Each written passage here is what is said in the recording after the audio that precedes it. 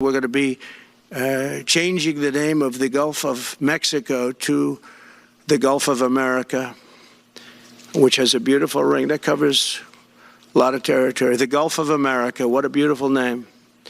And it's appropriate. It's appropriate.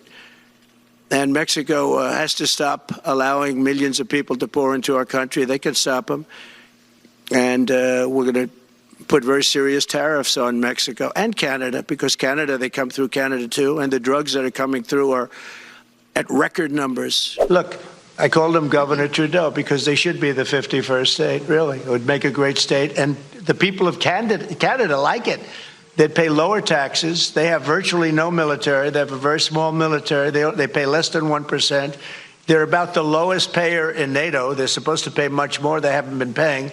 They have a lot of problems, and I was with Wayne Gretzky. I said, Wayne, would you like to be the governor of Canada? I can't imagine anybody doing any better than Wayne. Wayne was not too interested, but I think he probably would have liked statehood. He's a friend of mine. He's a great guy. He's the great one. We call him the great one, right? He's a great hockey player. What's the price tag? Well, maybe no price tag. Look, we're going to have to see what happens, because Denmark, we need this for national security. We need Greenland very badly. You look at the Russian ships, the China ships, they're all over the place. They're, surrounding. Now, they have for a long time. That's a lane. But we need that for national security. So I don't know that Denmark has any right, title, and interest, and we're going to find that. But I can tell you, you saw the clips that were released. The people of Greenland would love to become a state of the United States of America. We were greeted with tremendous love and affection and respect. The people would like to be a part of the United States. Now, Denmark maybe doesn't like it, but then we can't be too happy with Denmark, and maybe things have to happen with respect to Denmark having to do with tariffs. It needs security for itself, but it also needs security very much for the world. The location really, you see the people and the ships sailing around, and they're not the right ships, and they're not the ships you want to know about.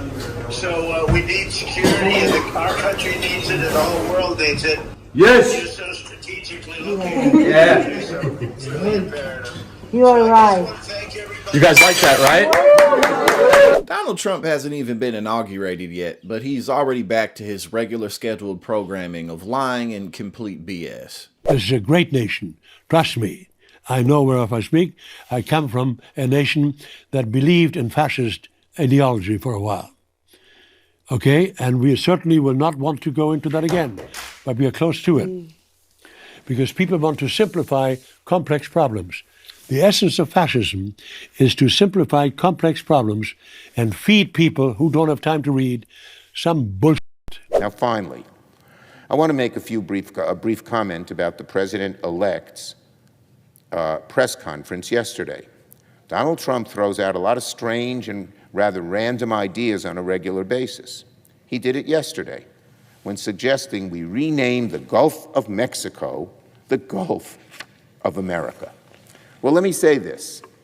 I'd agree to working with Donald Trump on renaming the Gulf of Mexico only if he first agrees to work with us on an actual plan to lower costs for Americans. That's what the American people want us to focus on first, not on renaming bodies of water. Our priorities, our democratic priorities, are so much more closely aligned with the concerns of the American people than Donald Trump seemed to be. The incoming president knows he has a tall task ahead of him. He spent years on the campaign trail making outlandish promises he won't be able to keep. In fact, he's getting rich to do the opposite of what he's getting ready to do the opposite of what he promised by cutting tax cuts for the very, very wealthy. Donald Trump is in over his head. So he's doing what he always does in times like this, distract America with crazy ideas. Renaming the Gulf of Mexico may be a zany new idea, but it isn't going to help people save money at the grocery store. It's not going to make trips to the pharmacy more affordable. It's not going to help anyone find a good-paying job. Donald Trump says these things because it will get him attention and make him sound like a tough guy. If Donald Trump wants to rename an ocean to sound more patriotic, I'd say we'll help him on one condition and only on one condition. Let's come up with a real plan first, not a concept of a plan to lower prices for Americans. Let's do that first. Then Donald Trump can have his fun. It's really difficult to put into words how unserious Donald Trump is and how unserious MAGA is, because no matter what he does, the base just changes the goalpost and follows him in that direction. A man who they claimed is anti-war, even though that never was true. Now this dude's just willy-nilly talking about invading Mexico and taking Greenland and taking the Panama Canal and making Canada the 51st state of America, even though none of those things are going to happen, although he could push towards it in some type of arbitrary way, which wouldn't be good for anybody. Oh, well, that's totally fine. You know, imperialism, yay, let's expand America. This man in his first term, mind you, talked about nuke the hurricanes. We should inject bleach into our systems. And, of course, the way he completely bungled the COVID pandemic and did nothing other than give tax cuts, major tax cuts, to corporate America and the wealthiest people in the country, and he's set to do it again. But because he has no real plan, well, concepts of plans is what he has, as we all remember from that famous debate, he's just lobbing things out and seeing what sticks. So it's just going to be 4 years of Trump talking out of his ass, making empty promises, and making a fool out of each and every one of us.